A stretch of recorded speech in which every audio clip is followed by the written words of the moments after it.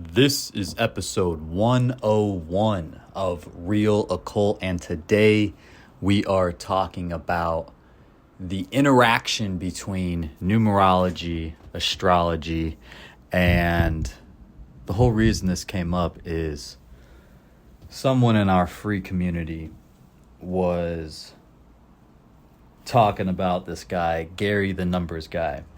And I've seen him probably around COVID time. I seen him pop up on my feed, and interesting personality, interesting cat. And so they were asking about Gary's statement, and mind you, this is a numerologist. He specializes in numerology. That numerology supersedes all. And they were asking my opinion on whether or not I believe that is true. And so, fundamentally, I don't agree with the premise of the question, because astrology, our foundational birth chart, sets the stage for everything that's going to unfold during our experience of this lifetime. And those things unfold through the current transits. So that's, from a numerology perspective, our personal years, personal months, personal days. That's what sign is a planet currently in. So for example, this month we had the solar eclipse in Cancer. Wherever Cancer sits in your birth chart, if that's your first house, you're going to be experiencing first house transitions during this time. That's the area of life that's going to be most active with these types of experiences during this time. And so you can see that, and that's all laid out in that foundational birth chart. So in the 3 layers of karma, that foundational layer is set in stone. There's no changing it, because that's based upon the lessons we need to learn in this lifetime. There's no escaping Saturn's ring. That is Saturn's ring for us during this experience of this lifetime. As we move through each day, it's just like when you're in school. We don't get to choose what our 3rd grade teacher is teaching us on Tuesday. We get dropped off at school, we're in for the ride, we're there, and we're there. It's the same thing. It just so happens our teacher's the cosmic universe. And so as we go through this middle layer, these current experiences, this is where numerology starts to come into play.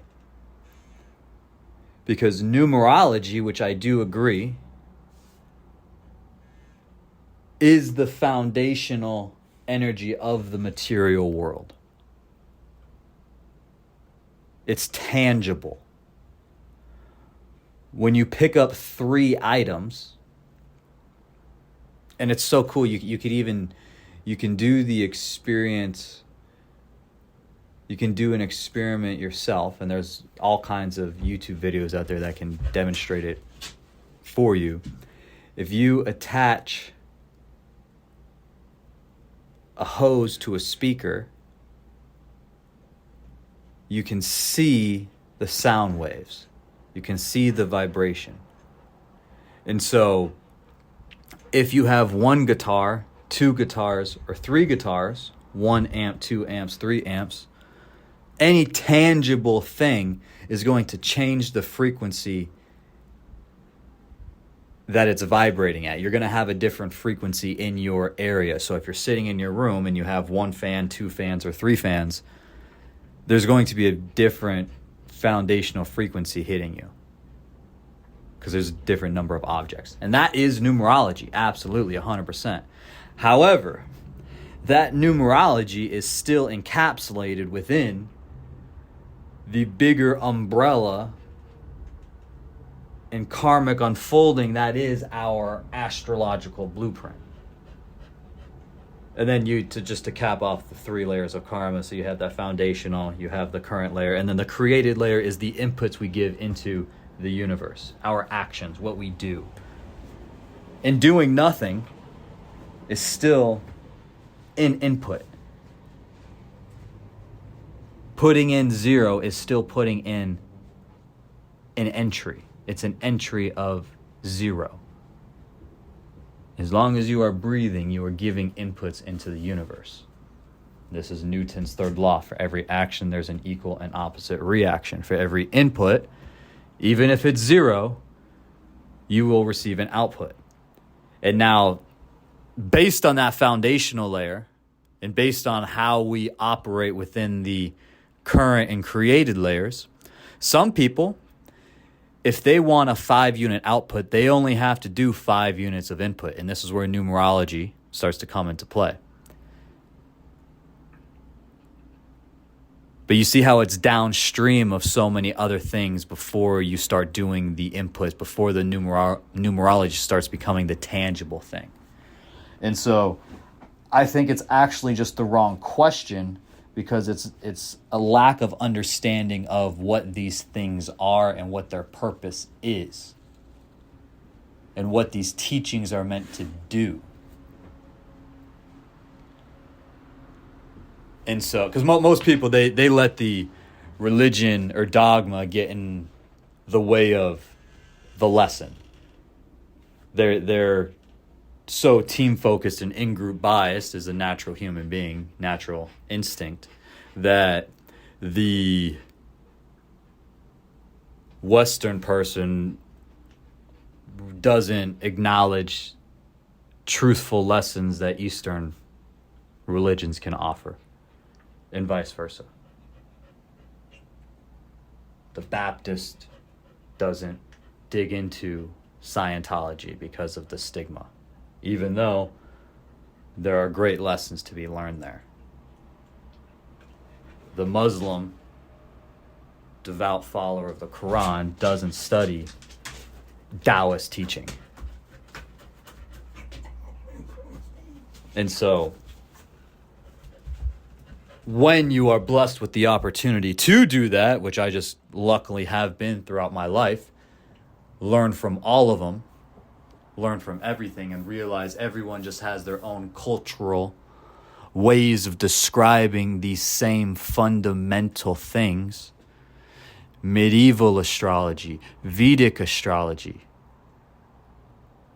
Hellenistic astrology, Western astrology, this nowadays modern pop astrology that I absolutely think does more harm than good.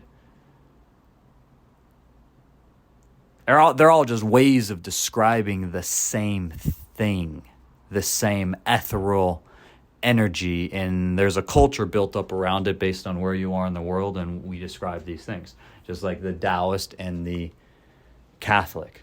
They're in entirely different parts of the world, yet they're both attempting to describe positive societal values and moralities and ethics. And they're just doing it in their own way. And now we're completely off track. The whole point that the whole reason even making this episode today is so many things are simply one step in a larger multi-step process, one aspect to a much, much bigger picture. And because we are so caught up in surviving the day-to-day, because it's our physical lived experience, and we're caught up in this every day. Because if life sucks and you're in pain, or it's